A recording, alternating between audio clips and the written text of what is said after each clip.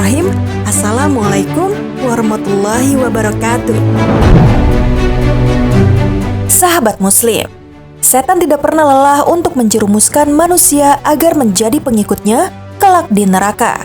Upaya setan terakhir dan habis-habisan adalah menggoda manusia saat maut tengah menjemput atau sakaratul maut.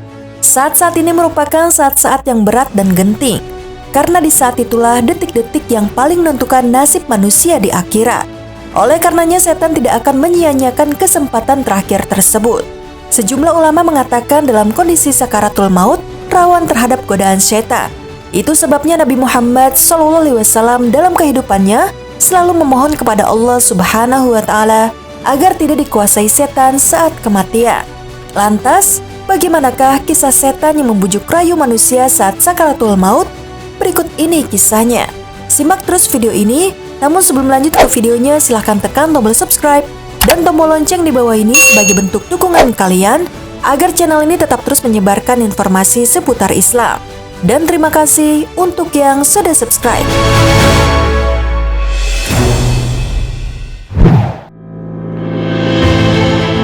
Sahabat Muslim, setiap manusia pasti akan menghadapi sakaratul maut, yakni suatu keadaan ketika roh akan berpisah dari jasad. Inilah keadaan yang paling genting bagi manusia. Ketika seorang hamba di akhir hayatnya baik atau husnul khotimah, maka kelak ia akan mendapat kebahagiaan di akhirat. Sebaliknya, ketika seorang hamba di akhir hayatnya buruk atau su'ul khotimah, maka kelak di akhirat akan menemukan kesulitan dan kesengsaraan. Begitu gentingnya situasi sakaratul maut, hingga Rasulullah SAW pun mengajarkan pada umatnya doa agar diberikan kemudahan ketika menghadapi sakaratul maut. Dari Abu al-Yusra radhiyallahu anhu, sesungguhnya Rasulullah SAW berdoa, "Ya Allah, aku berlindung kepadamu dari tertimbun, aku berlindung kepadamu dari jatuh, aku berlindung kepadamu dari tenggelam, kebakaran dan pikun. Aku berlindung kepadamu dari gangguan setan pada akal dan agama saat sakaratul maut. Aku berlindung kepadamu dari mati dalam keadaan kabur dari jihad di jalanmu. Aku berlindung kepadamu dari mati karena terpatuk." Hadis riwayat Ahmad.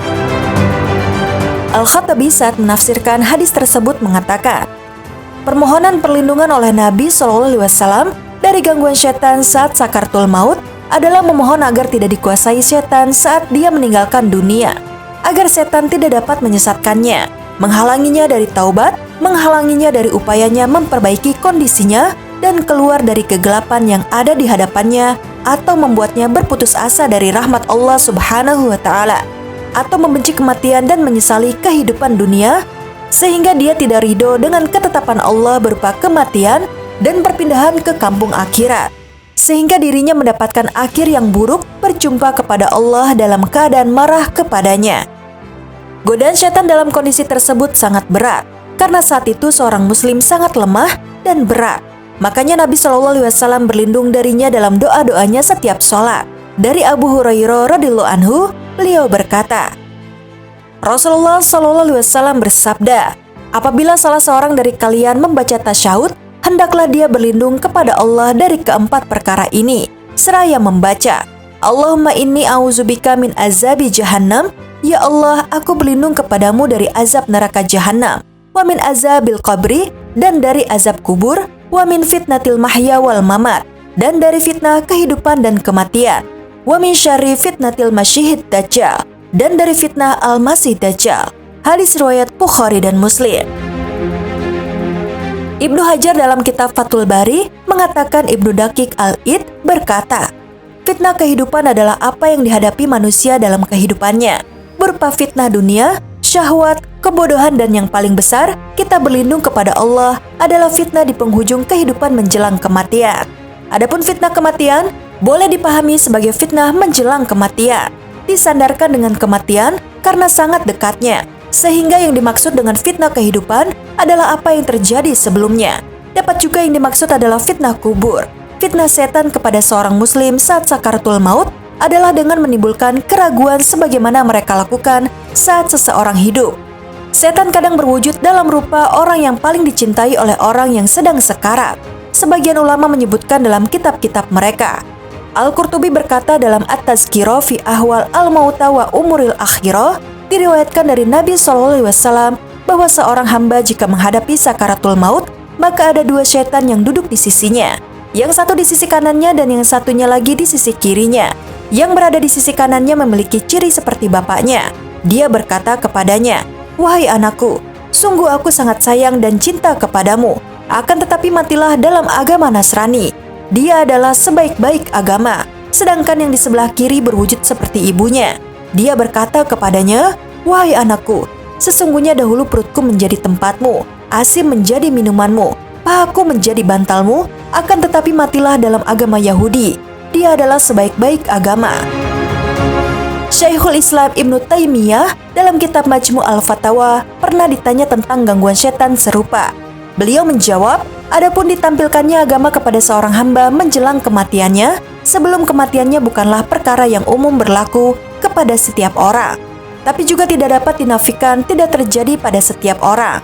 Menurut Ibnu Taimiyah, ada orang yang mengalami godaan diperlihatkan agama-agama menjelang kematiannya. Ada pula yang tidak, terjadi pada sebagian kaum.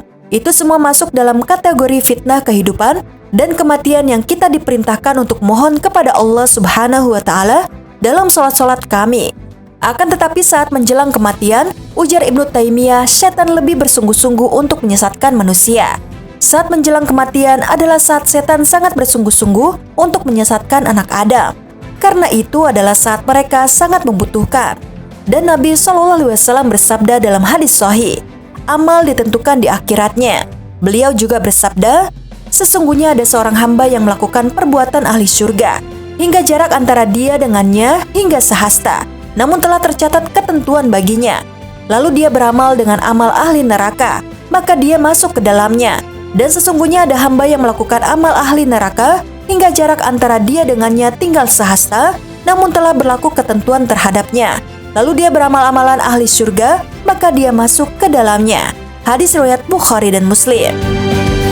Karena itu, diriwayatkan bahwa saat yang paling diutamakan setan dalam menggoda manusia adalah saat menjelang kematiannya. Dia berkata kepada anak buahnya, "Kalian goda orang itu. Sungguh, jika kalian tidak dapat menggodanya, kalian tidak akan mendapatkan kesempatan lagi selamanya."